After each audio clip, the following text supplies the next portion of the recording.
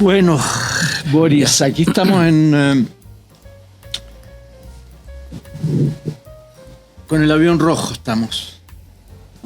Que es el símbolo que ha elegido el portal para estos programas de diálogo. Tenemos, para quienes nos siguen hoy día, a Boris Yopo, un internacionalista de mucho renombre y de una vasta experiencia académica y diplomática. Y nuestro tema de hoy día, para decir una sola palabra, es Trump. ¿Qué significa Trump para el mundo? ¿Qué ha significado estos 100 días de Trump? ¿Qué es lo que han revelado? ¿Qué es lo que han puesto en evidencia? Yo quisiera que partiéramos por ahí, Boris. Perfecto, Jorge. Bueno, primero, muchas gracias por la invitación y un gusto estar acá en tu casa, preciosa tu casa, y este programa, digamos, que poder ayudar, digamos, a dar a conocer algunas ideas y compartirlas con las demás personas que escuchan el programa.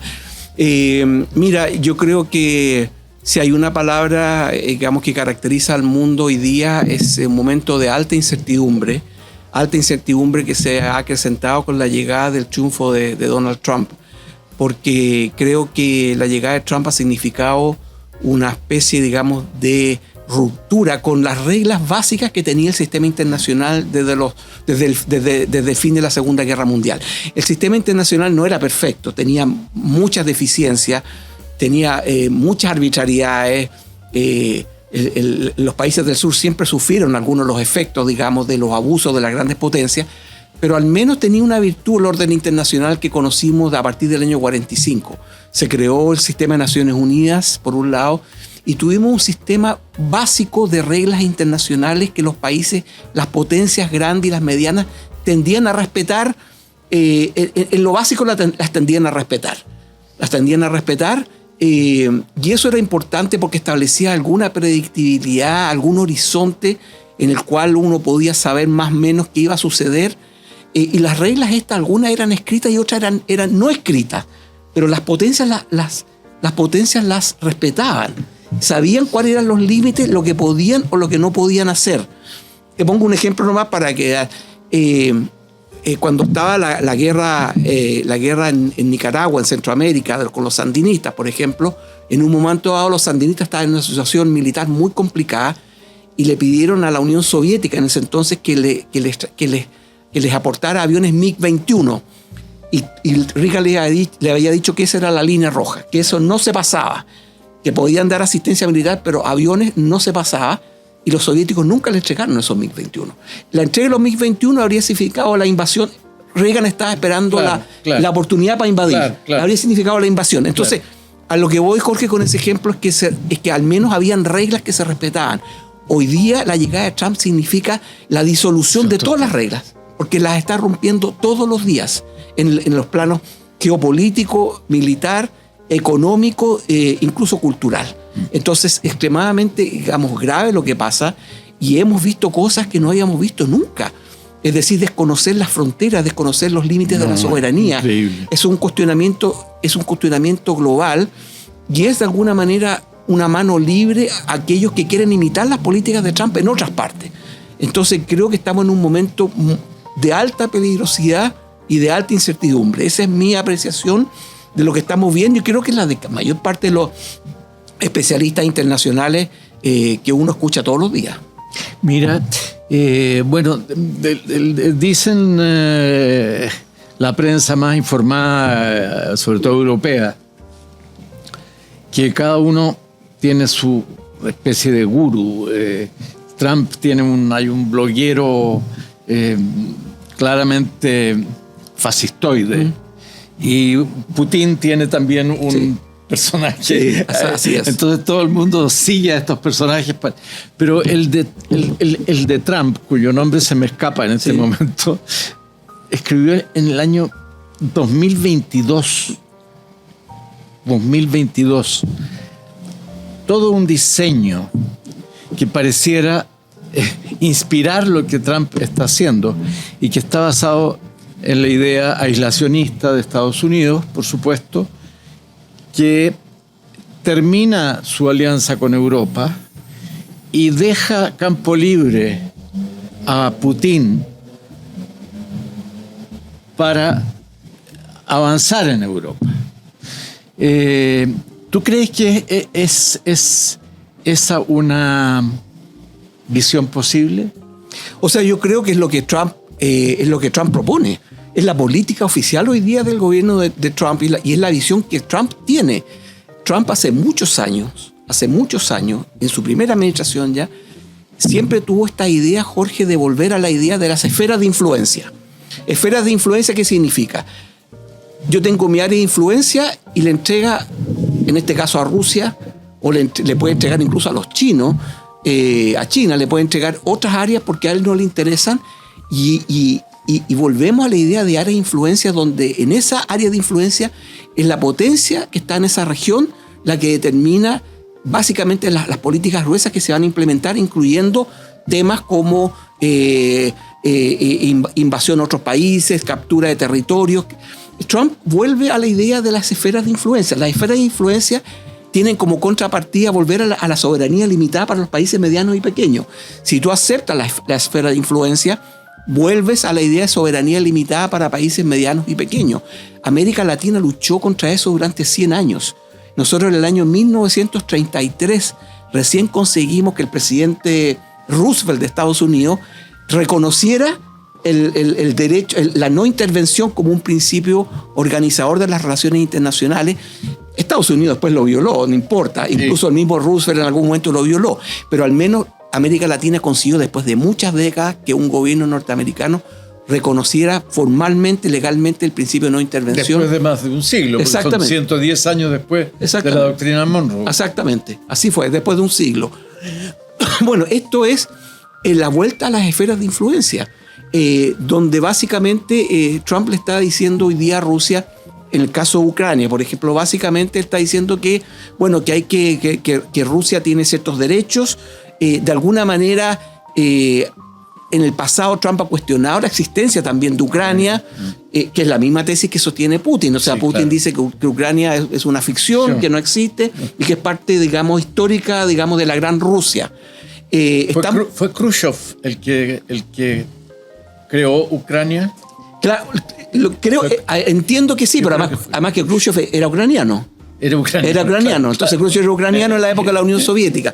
Entonces, y yo entiendo que fue Khrushchev el que. Entonces, esto es preocupante. Y tú ves la contrapartida que en América Latina hoy día que Trump le pide a Panamá que le devuelva el canal. Y que si no van a tomar medidas, le está diciendo a Canadá que sean el 52 estados. Le dice gobernador al primer ministro, al jefe de Estado. Exactamente. Entonces lo que estamos viendo hoy día es una vuelta a la idea de esfera de influencia y a una idea de soberanía limitada de los países medianos y pequeños. Y por eso digo que estamos en una situación de alta incertidumbre hoy día en el mundo y una situación de extremo peligro, y diría la más peligrosa desde la crisis de los misiles del año 1962. Mira, a esa idea, este supuesto inspirador de Trump le agrega el elemento político interno, que estos países medianos y pequeños comienzan a recuperar con la influencia de Putin el estatuto de estados autoritarios, absolutos, monárquicos. La idea de la monarquía vuelve a tomar fuerza, de modo que Europa pasa a constituirse, en esta perspectiva, en un conjunto de estados autoritarios, ¿no? Recuperar el estatuto anterior, yo diría, a la Revolución Francesa, ¿no?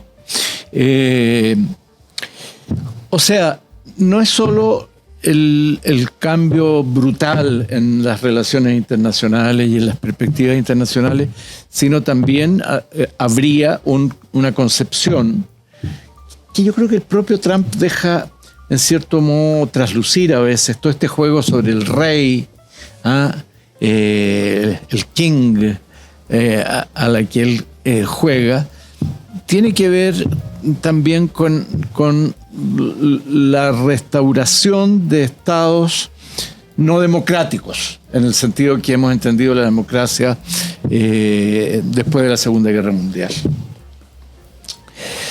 Bueno, yo coincido contigo en que esto es muy grave y que detrás de este gran paraguas se cobijan protagonistas de menor nivel, pero que son como encargados de... que es el caso más vistoso en Netanyahu, en Israel, que ha reiniciado una masacre. Así es. Ha reiniciado una masacre y desafortunadamente con la complicidad de los países europeos, que fueron un bastión de valores democráticos y humanistas. Entonces, yo creo que eso agrega elementos muy, muy complicados al momento en que vivimos. ¿Y qué puede hacer un país como el nuestro frente a estas circunstancias? Bueno, esa es una gran pregunta. Yo creo que la alternativa para los países medianos y pequeños es establecer alianzas y coordinaciones regionales y globales para enfrentar esto.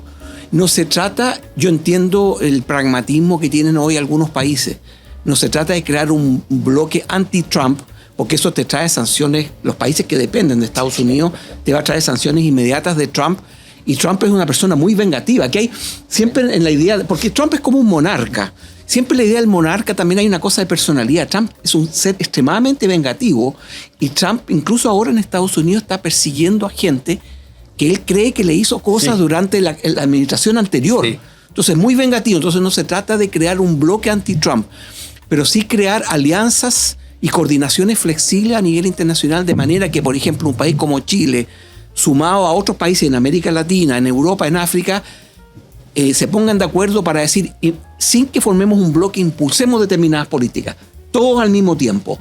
Impulsemos determinadas políticas, por ejemplo.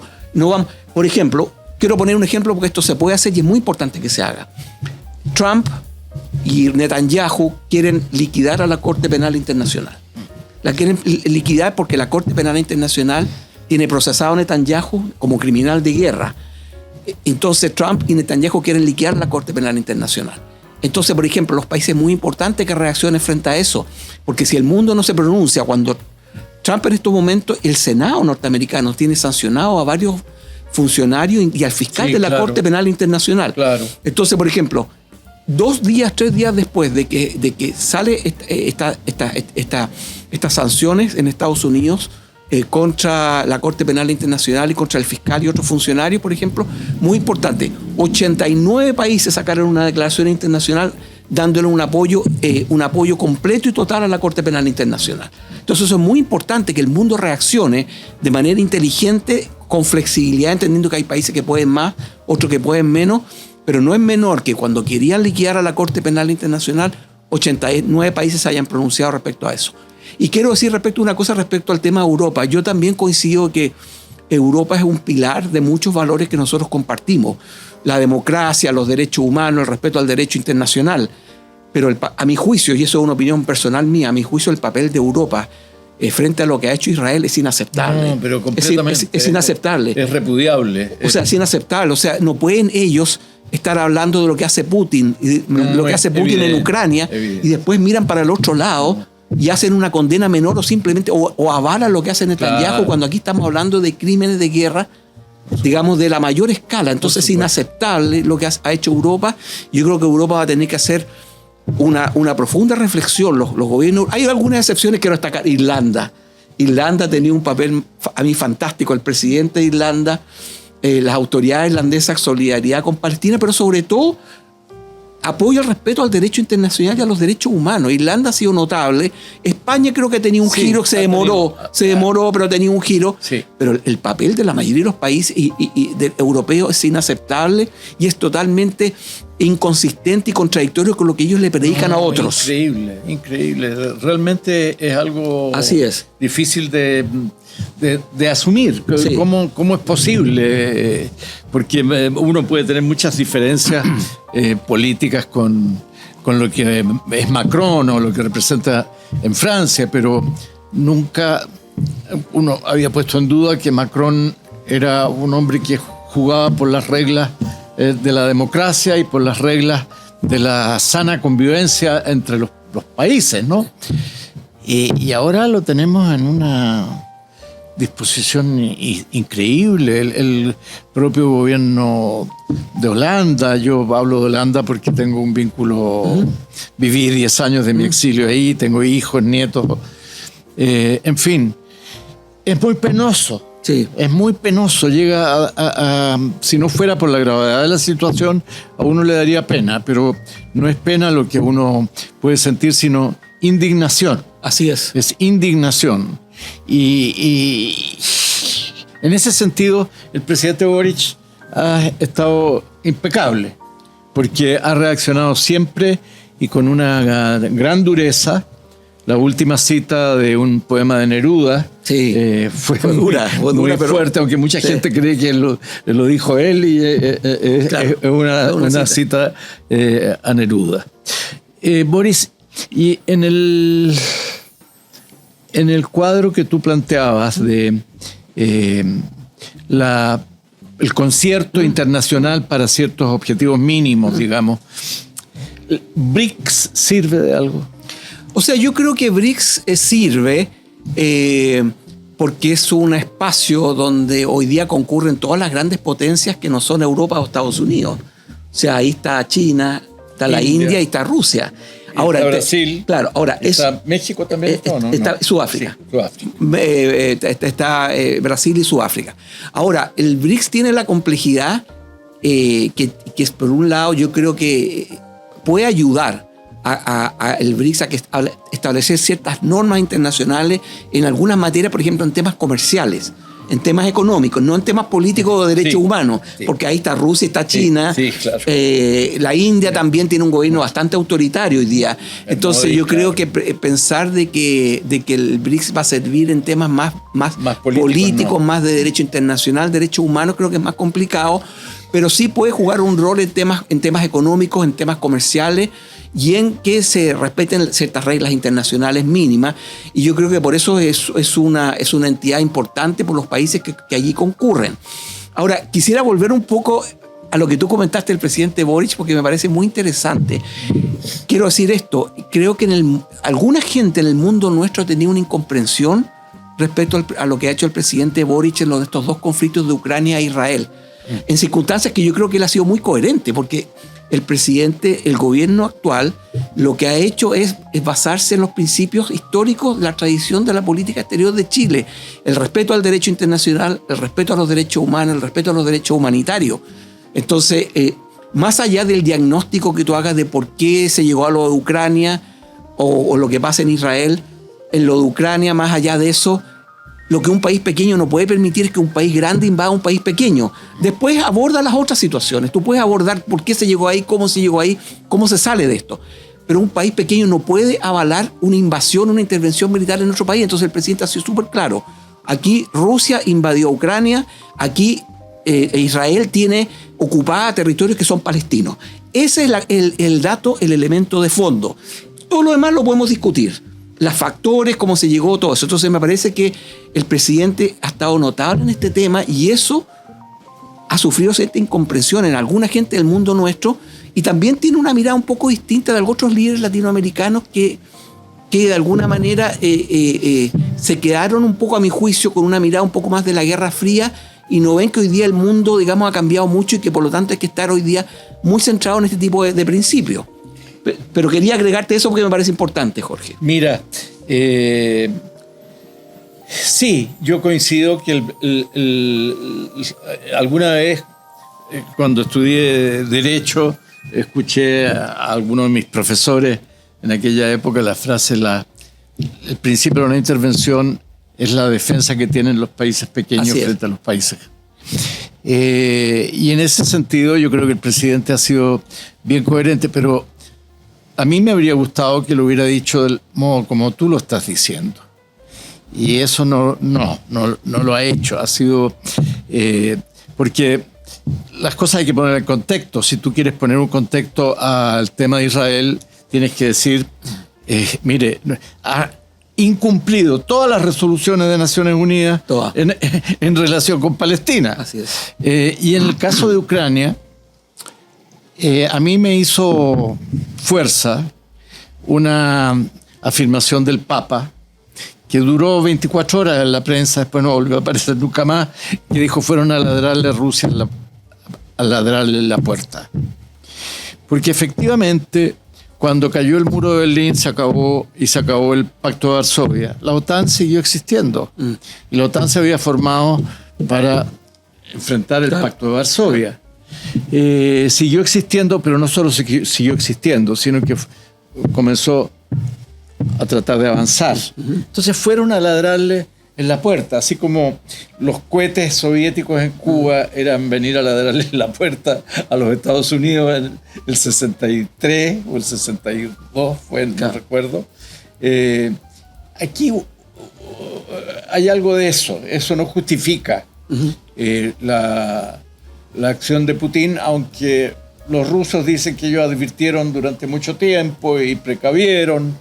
En fin, pero yo en ese sentido hubiera querido más contexto de parte del presidente.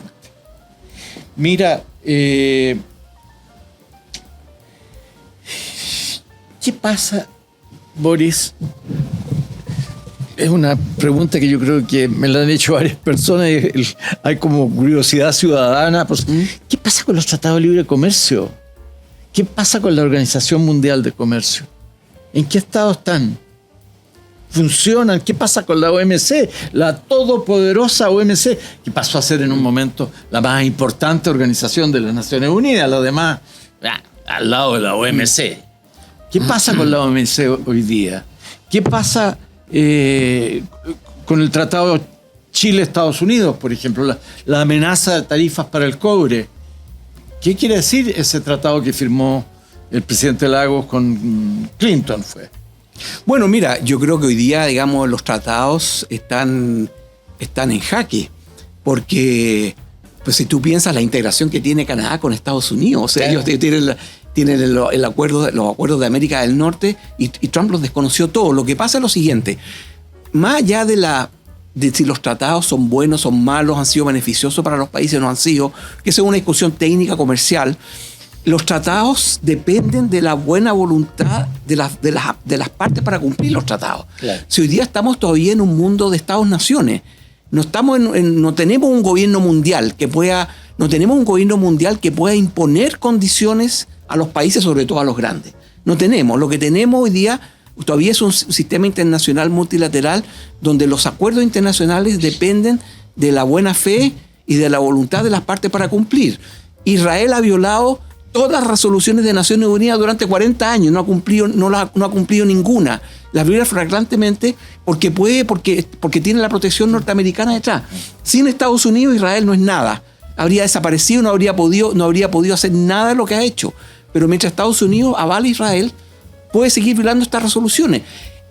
Si lo hace un país pequeño como Israel, Trump lo puede hacer. Entonces, es cierto, los tratados, yo creo que hay que separar la discusión en el sentido de técnicamente, porque hay gente que cuestiona, digamos, los tratados, si son buenos o son malos. En un comienzo nuestro propio gobierno estuvo por no firmar el TPP-11, después se firmó. Yo creo que hay una discusión técnica, comercial, que hay que seguir dándola, hay que conversar. Pero más allá de eso, todo esto depende de la buena fe, de la buena voluntad, de la seriedad, del compromiso de los grandes países por cumplir, porque no tenemos un gobierno mundial que pueda imponerle a ningún país ninguna cosa, excepto las grandes potencias que pueden hacerlo a través del uso de la fuerza o a través de grandes sanciones económicas. Entonces yo creo que hoy día el tema, digamos, del multilateralismo en el ámbito económico, comercial y en otros planos también. Yo estaba poniendo el ejemplo de la Corte Penal Internacional. El multilateralismo está muy cuestionado. Entonces eso a nosotros, para el futuro, más allá, digamos, de lo que pasa en la elección ahora aquí en Chile en diciembre, que no sabemos lo que va a suceder, en realidad, nosotros como Chile, y creo que en eso hay un cierto... Se puede conversar un poco con sectores de la actual oposición de derecha Chile tiene que hacer valer sus principios en el sistema internacional porque estamos en un momento muy peligroso.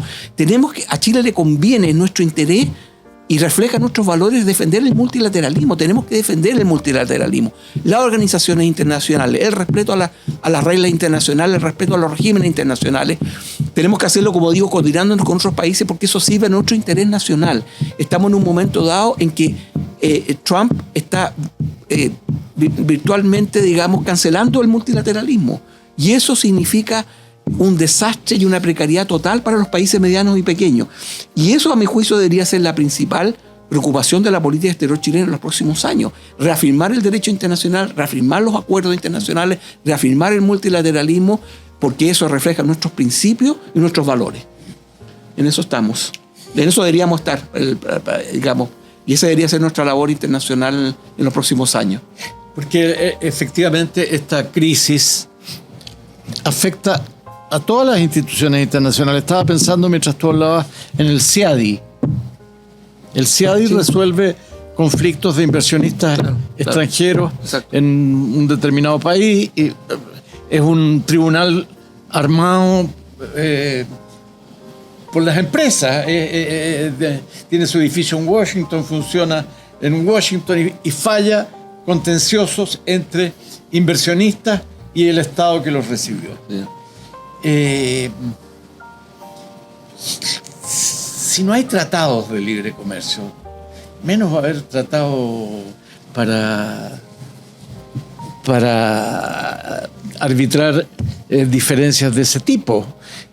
Yo creo que hay un terremoto en las instituciones internacionales que genera, como dices tú, una incertidumbre muy, muy grande. Bueno, yo creo que totalmente. Es que lo que tenemos hoy día es que tú puedes tener organismos que fallen, organismos, digamos, que propongan una alternativa para ciertas situaciones que se provocan entre Estados Unidos y otros países. El tema es que Trump no solamente las puede desconocer, sino que además de eso puede sancionar a los funcionarios que están tomando esas medidas. Por eso siempre pongo el ejemplo de la Corte Penal Internacional, que es lo que acaba de hacer. No solamente discrepa con los fallos de la Corte, no solamente no los obedece, sino los desconoce y sanciona a los funcionarios, digamos, de esa entidad. Y eso mismo va a pasar con entidades económicas y entidades, digamos, de otra naturaleza. Quisiera agregar algo respecto a eso, sí, para que no terminemos con una nota, no sé si vamos a terminar todavía, pero una nota tan pesimista respecto a Trump, porque yo creo que es muy importante. Yo veo ciertos gérmenes de resistencia a nivel doméstico en Estados Unidos y a nivel internacional que dan cierta esperanza respecto a Trump. O sea, a nivel doméstico hoy día yo veo muchas asambleas, muchas manifestaciones y veo ya, y eso es un dato importante, una caída de Trump en las encuestas y en los primeros 2-3 meses. Y eso es muy importante porque en política la lealtad siempre es relativa. Los parlamentarios lo van a apoyar mientras vean que es un hombre fuerte y un hombre popular. Si Trump empieza a caer fuerte en las encuestas y empieza a tener problemas, digamos, de apoyo, los congresistas van a empezar a pensar en su reelección y van a empezar a tomar distancia. Entonces yo creo que es muy importante hoy día esto que hemos notado, que la gente en Estados Unidos, las últimas encuestas revelan una baja de Trump en las encuestas. La mayoría, no todas, pero la mayoría, y las más importantes, las más reconocidas, una baja de Trump en las encuestas y una mala valoración eso es muy importante, del curso que está tomando la economía, porque a la gente al final en Estados Unidos muchos votan por el bolsillo. Entonces, en la medida que ven que la economía va en la dirección equivocada, empieza a haber un malestar y al mismo tiempo yo veo una cierta resistencia institucional y social. Veo manifestaciones, veo actos, asambleas, pero también, por ejemplo, muy importante, varios jueces ya le han parado a Trump cosas que ha querido hacer. Y el presidente de la Corte Suprema, sí, que fue alguien nombrado propuesto por Trump, le está parando, le acaba de defender a un juez que fue muy cuestionado por Trump. Entonces, en ese plano veo eso, veo al mismo tiempo un intento todavía muy, muy, muy inicial, digamos, de articulación internacional de Canadá con Europa para poder resistir, digamos, estas políticas de Trump. Eso debería ampliarse a América Latina de manera, como digo, desde afuera y desde adentro, generar una presión tal que haga que muchas de lo que él está tratando de implementar y consolidar en el mediano plazo sea algo no viable, digamos. Yo creo que eso es lo que hay que hacer, eso es lo que yo veo que está empezando a suceder Por cierto que esto no es de un día para otro, vamos a ver que Trump va a imponer todavía muchas cosas, pero creo que eventualmente, si esta tendencia sigue, Trump sigue bajando en las encuestas, la gente tiene una preocupación por la situación económica, cree que las políticas de Trump no están funcionando, y Europa logra levantar un proyecto propio, ya no dependiendo de Estados Unidos, logra concentrarse más con Canadá y eventualmente con América Latina en algunas políticas que sean de interés común, yo creo que hay una cierta esperanza a mediano plazo, porque creo que lo que significa Trump para el mundo hoy día, como dije al comienzo, creo que es lo más peligroso que hemos vivido desde la crisis de los misiles del año 62. Mira, para avalar lo que tú acabas de decir, ayer hubo en Denver ayer o antes de ayer, un meeting, una asamblea, una concentración a la que asistieron 36.000 personas para escuchar a Bernie Sanders y a Alejandra Ocasio-Cortez. Bernie Sanders está recorriendo Estados Unidos denunciando las políticas de Trump. Y dijo, este es el meeting más grande al que me ha tocado a mí en mi vida asistir. Lo otro es que el New York Times ha generado ahora todos los días, desde hace pocos días atrás, un estado de todas las encuestas. No todas, porque hay algunas que no vale la pena considerar, pero sí las principales, y donde se va registrando día a día los cambios en la popularidad de Trump, y efectivamente, como tú dices, hay una caída en algunas encuestas serias, bastante fuerte, de varios puntos. Así es. Y te quería agregar también, como un fenómeno colateral, que la última encuesta confiable en Argentina le da 33% de aprobación a Milei, lo que es una brutal caída. A propósito, dicen, de los problemas económicos, pero particularmente del tema de las criptomonedas. Entonces, efectivamente, hay pinceladas que auguran que la lucha hay que seguirla dando, hay que seguir enfrentando a estos nuevos monstruos, y que hay signos positivos, ¿no? Trump sigue, hay también negativos. Por ejemplo, Colombia, sí, claro, aceptó las imposiciones de Trump para tratar de recuperar los $400 millones que Trump le había quitado, ¿no? de subsidios, aportes estatales. Pero efectivamente claro, los jueces también es bien importante. Sí. Lo que pasa es que todavía Trump por un tiempo va a poder imponer ciertas cosas a entidades, a instituciones, a grupos que no pueden resistir en el corto plazo lo que él está haciendo. Pero Trump está empezando en un piso muy bajo, Jorge. Fíjate que Trump es el presidente que tiene menor aprobación de todos los presidentes norteamericanos de los últimos 50 años, los primeros 3 meses. O sea, todos los otros presidentes tenían 55, 60, 62. Trump está en 47. Entonces, Trump está en un umbral muy bajo de aprobación para hacer los primeros 3 meses, que supuestamente es la luna de miel, cuando la opinión pública te da una cierta licencia, está en 47%, o sea, hasta 10, 12 puntos más bajo, 10, 12, 15, 18 puntos más bajos que cualquier otro presidente en los últimos 50. Entonces, si Trump sigue cayendo, eventualmente esto le va a provocar ciertas deserciones en su propio mundo. Porque los congresistas, digamos, no van a querer perder la reelección. Entonces yo creo que hay que estar bien atentos. Con él ha ido cayendo Musk. Totalmente. Musk ya, le están saboteando sus autos y funando a sus empresas, en fin. Boris Yopo, viste a mí no me gusta Netflix, ¿no? Lo veo poco, pero hay una película en Netflix que se llama El Aprendiz. ¿La viste? No, todavía no la veo, pero tengo Netflix, así que la voy a ver porque me la han recomendado. Vela, me la han recomendado. Porque primero el actor es muy parecido a Trump, el Trump joven ¿no? Y segundo, porque aparece un personaje que a mí se me había olvidado, que se llama Roy Cohn, que fue uno de los principales asesores de McCarthy en el periodo del macartismo, un abogado. Y el título de la película sugiere que el aprendiz es Trump y obviamente en la película el maestro es Roy Cohn. Claro. Es él el que le dice, hay 3 principios que tú tienes que entender para participar en la política. Y realmente da la impresión que Trump sigue las reglas que le enseñó Roy Cohn, ¿no? Un fascista de tomo y lomo. Totalmente. Mira, Jorge, tan es así. Bueno, Roy Cohn fue el abogado de Trump cuando Trump era más joven.